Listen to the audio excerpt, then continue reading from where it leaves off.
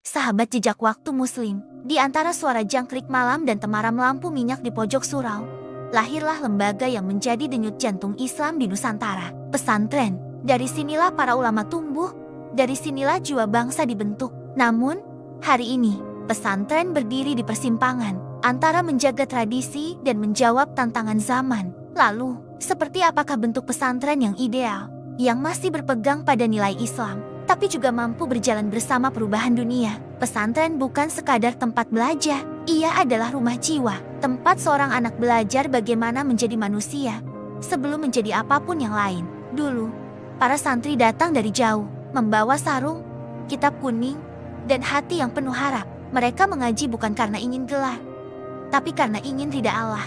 Kini, santri datang membawa ponsel pintar, laptop, dan segudang informasi dari seluruh dunia. Tapi di balik itu semua, masih ada satu pertanyaan besar. Mampukah pesantren menjaga ruhnya? Di tengah gempuran dunia digital, pesantren yang ideal, sahabat jejak waktu muslim, adalah pesantren yang tetap berakar pada tauhid dan adab. Karena ilmu tanpa adab hanyalah beban, dan adab tanpa tauhid hanyalah hiasan. Kiai Haji Hashim Asy'ari dalam kitab Adab Al-Alim wa Al-Muta'ali menulis, tidak akan sampai seseorang pada derajat ilmu, kecuali dengan memuliakan guru dan menjaga adab. Kementerian Agama Republik Indonesia dalam artikelnya Antara Stigma Buruk dan Tradisi Luhur Pesantren menegaskan bahwa hubungan santri dan kiai bukanlah hubungan kekuasaan, melainkan hubungan cinta dan barokah. Karena keberkahan ilmu lahir dari ketundukan hati, bukan dari sekadar hafalan. Pesantren ideal bukan yang paling tinggi menara masjidnya, tetapi yang paling dalam zikirnya, yang setiap subuh menggema doa, dan setiap malam diisi dengan tafakur. Namun, pesantren juga harus membuka jendela, menatap dunia tanpa kehilangan arah kiblat. Kitab kuning tetap dibaca, tetapi ayat-ayat sains, ekonomi syariah, dan teknologi pun harus dikenali. Santri bukan hanya menghafal Fathul Qarib atau tafsir Jalalain, tapi juga belajar menulis, berdakwah digital, dan berpikir kritis.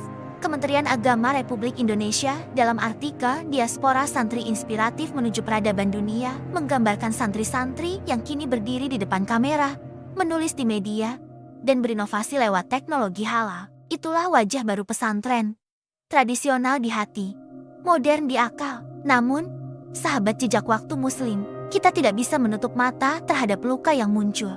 Beberapa pesantren tersandung kasus kekerasan dan pelanggaran moral. Itu bukan wajah sejati pesantren. Itu hanya bayang-bayang yang menodai cermin kejernihan. Dalam laporan Times Indonesia berjudul Fenomena Kekerasan Santri, Jaringan Alumni Santri Jombang meminta Kementerian Agama Republik Indonesia mengecek perizinan pesantren. Ditegaskan perlunya pengawasan dan pendidikan karakter yang penuh kasih sayang. Karena pesantren sejati bukanlah tempat kekerasan, tapi ruang cinta, di mana kedisiplinan diajarkan dengan kelembutan dan ketegasan disertai kasih. Sebagaimana Rasulullah Shallallahu Alaihi Wasallam bersabda, tidaklah kelembutan ada pada sesuatu kecuali ia menghiasinya, dan tidaklah kelembutan dicabut dari sesuatu kecuali ia menghinakannya. Hadis riwayat Muslim. Pesantren juga perlu menjadi pusat transformasi sosial dan ekonomi umat, bukan hanya mencetak ulama, tapi juga penggerak kebaikan di tengah masyarakat.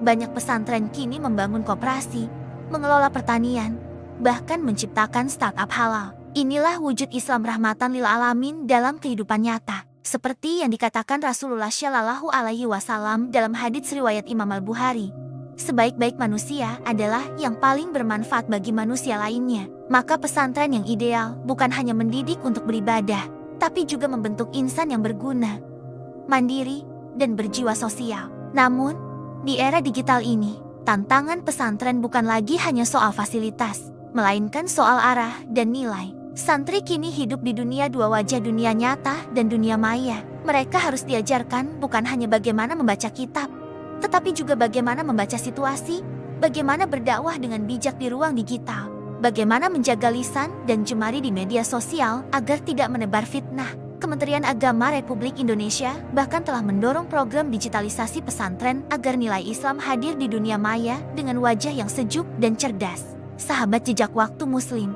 di balik semua perubahan ini, satu hal tak boleh hilang. Ruh pesantren sebagai rumah cinta dan ukhuwah.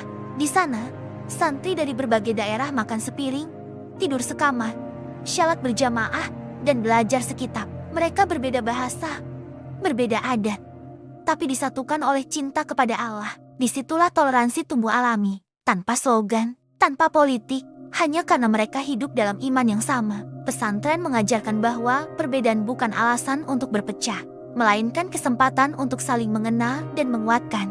Kementerian Agama Republik Indonesia pernah menulis kalimat yang indah, pesantren adalah ruang di mana ilmu, doa, dan kehidupan menyatu dalam satu napas. Selama napas itu masih berdenyut, pesantren akan tetap hidup, bukan karena temboknya, tapi karena doa-doa yang setiap hari naik dari hati para santri. Pesantren adalah lentera yang tak pernah padam meski zaman berubah.